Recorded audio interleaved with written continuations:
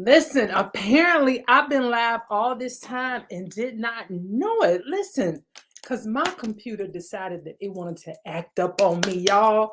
My computer wanted to act up on me. Let me go to my commercial so I can get myself together, y'all, because I've been doing this thing for 2 minutes. I'll be right back.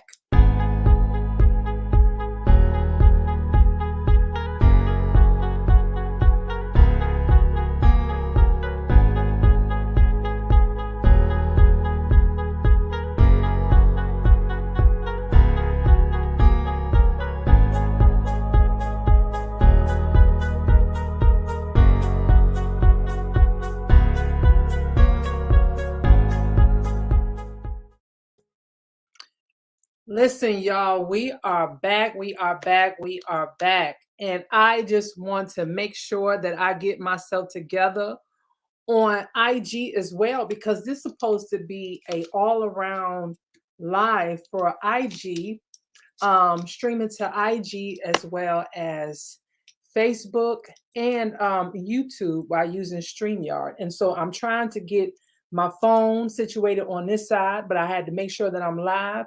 And if you guys are catching me for the first time, um, I'm Coach YASHEKA. YASHEKA Foster, affectionately known as the Artist of Dating, and I empower women to date with through self-discovery where I found the love of their lives and do it with intentions and the tools to balance it all. And today, and hey, IG and Facebook, you're here.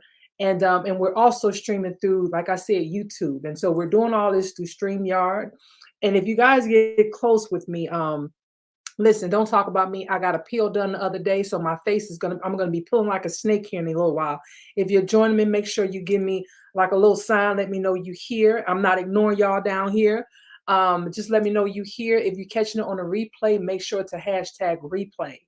And today we are talking about, is happiness a fairy tale in terms of relationships?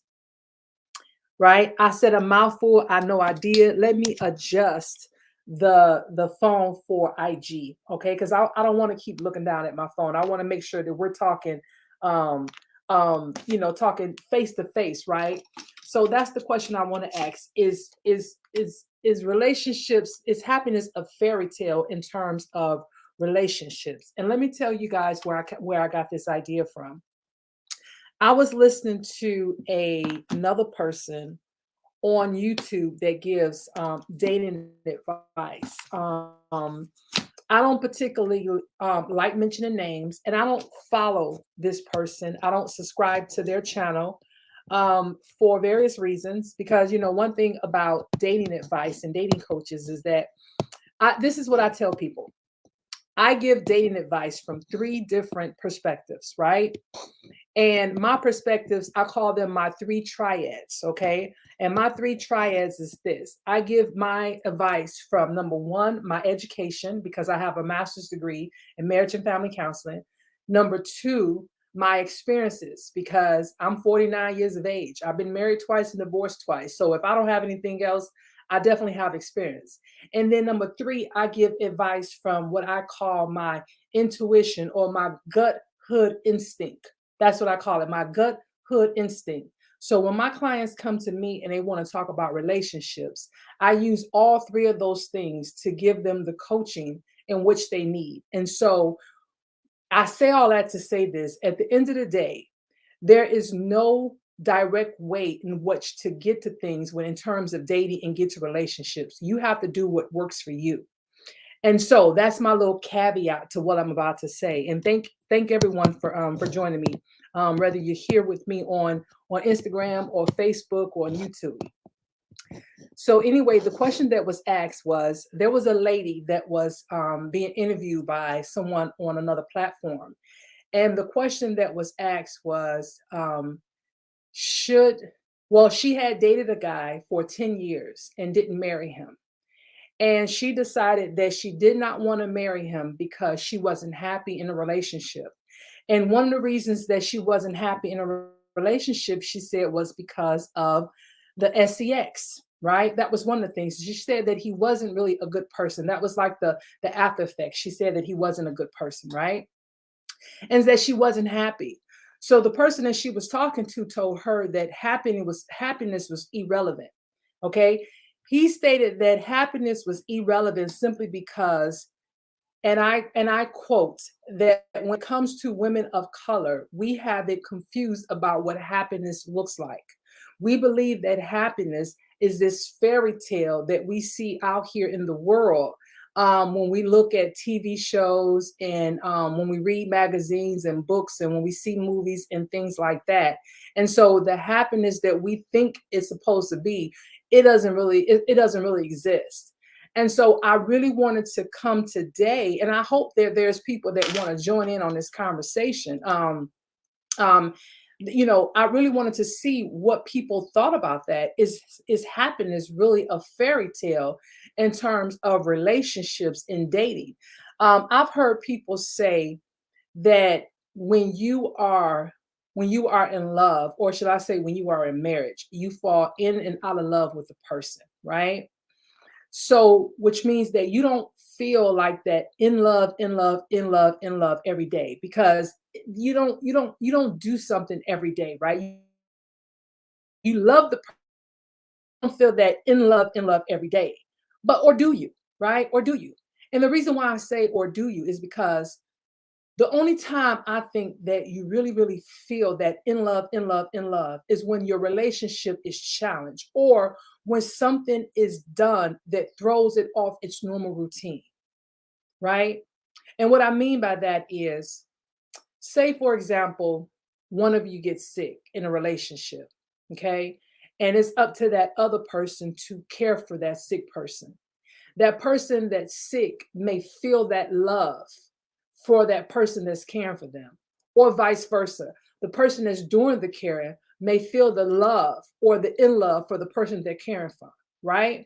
But when you're working, going back and forth, taking care of the kids, doing whatever you're doing, normal life routines, you don't really feel it every day because you're not really being challenged. You're just going through life, but you love that person.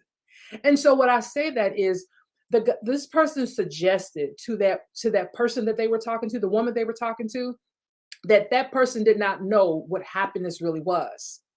And I thought that was really weird because I didn't understand how can one person tell another person that they did not know what happiness was, and that they took a whole group of people and said that everyone in this group don't really know what happiness is.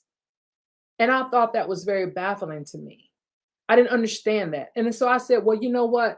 Let me do a live where I come to all social platforms and ask the question about, is happiness a fairy tale, first of all? And are we really confused about what happiness looks like in terms of a relationship? And if we are confused, then where do we go to get out of confusion? Because if we look at our families, if we look at other couples, if we look at TVs, if we look at rom-coms, if we read books, if we look at movies, we bring all this information together just like we do all things, right? All things that we do in life, we learn, we pull from information, we pull from all these sources to gather our own opinions about something. And so happiness is no different, right? Because that's how we learn. We learn by watching other people. So if I have decided that for me happiness look a certain way because I pulled enough information from other people, that shouldn't I now know what happiness looks like? And so I didn't quite understand when he told her that she didn't know what happiness was, because here was the kicker to that. She told him that she was, I think this woman was 37. She did not have children, had never been married, and desired to be married with children. And so he wanted to know, why did she leave that 10-year relationship as opposed to sticking it out with him? And then that way she could have done things, got a child, been in a relationship, and they could have raised the child together. And she said because she wasn't happy. And he thought that that was ridiculous. And I didn't understand how her not being happy was ridiculous, right? Because he was trying to say, well, did it really take you 10 years to find out? And she was saying that she wanted to be for sure. And he said, you knew before it hit 10 years that you wasn't happy. And she was just saying that, it was one of those things that she was trying to force it. And before she knew it, time had went by because she was very complacent and comfortable in the relationship. Right. And that very well may be true. You guys know even marriages do that. Marriages that should have been probably separated or divorced a long time ago, they stay on longer than they should. Relationships stay on longer than they should. Hell, we stay at some of our jobs longer than we should because we get comfortable with them, knowing that we should have left them a long time ago. So how is it that you can be crucified for a relationship that you stay in longer than you should, when you stay at a job longer than you should, you stay at a house longer than you should because you don't feel like moving? You stay in the environment sometimes longer than you should because you don't want to change, right? We do things all the time longer than we should because we don't like just uprooting things. We don't like change. We don't like new things. We like to stay with what's comfortable for us. So how is it that a person is being persecuted? Because what he's telling her now is that now she's pretty much running out of time. By her being 37, never been married, doesn't have any kids, the odds of her being able to get married and have kids before she's 40 is almost slim to none. And so she told him that she was willing to go IVF in order to have children. And so he explained to her that that was a selfish thing to do. In other words, he said that, well, you had a man for 10 years that you could have had a family with, had a husband with, and had children. Then that way you wouldn't have selfishly had babies. And so what she was trying to say was, well, I feel that because, like, other words, why be in an unhappy relationship for the sake of having children? Which that's a lot of people's case. You know what I mean? A lot of people are like, okay, well, I tried the marriage thing. We had kids, but it didn't work. So am I supposed to continue to be unhappy, or am I supposed to continue to take this or that? But I got kids, and so I stay. Right. So when people tell people their stories or when they give people advice, you have to really be clear that you have to really make sure that you are whole and complete yourself, and that you don't bring any residuals over when you're advising people, especially the ones out here that's giving relationship advice, because people's livelihoods are dependent on some of the things that people are telling them. And for me, I would never advise anyone or coach anyone to stay in something that they really, really say in true that they are unhappy with.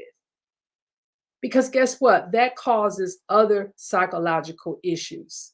When people are unhappy, that starts to spill over into other things in life. It starts to spill over in with your children, if you have children. It starts to spill over in your family, your outside family, in your careers, in your health, all kind of things, right? You start wearing that unhappiness on your face, your health starts to suffer. You start having heart problems, you start eating, you start gaining weight, you start having just all kind of things going on with you because you're stressed, because you're not happy. So I would never advise anyone to stay with someone that's not happy. So I'm not sure why they did, but they said that in order that you have to forego happiness if the goal is to just be married and have a kid. And I don't understand that. And I just really wanted to know what anybody else was saying. And I'm sorry, you guys, it's hard for me to see if anybody is commenting on this. And I'm not going to clean this up for YouTube. I'm not going to clean this up for YouTube. This is going to be live and in raw. So if anybody come on, and then for me to see if anybody is making any comments on Facebook, I can't really see that either. So, but that was something that I wanted to talk about. And right now, this is just a monologue, just me by myself talking. But I just wanted to continue on what I was saying about happiness in a relationship. Let me tell you guys something. When you're out here dating, because you guys know that follow me, I am a dating coach, right? I don't deal too much with you in your relationship. I'm the person that helps you get to the relationship, right? Help you figure out all those things that's going on in your life, or shall I say the things that happen within your life that got you to where you are now in this dating space. So I help you date through self-discovery. In other words, do you have any residual effects that kind of block your mindset when it comes to dating? Do you have any trauma or any type of baggage, right, for lack of a better word, that's carrying over from previous things that now, because of it, you can't see the good in front of you of people because you're putting people in boxes because of other relationships. So that's where Coach Yashika come in at in terms of helping you date through self-discovery. And so I tell you this because when you're out here dating, these are things that you need to have on your list. You want to be happy with your partner.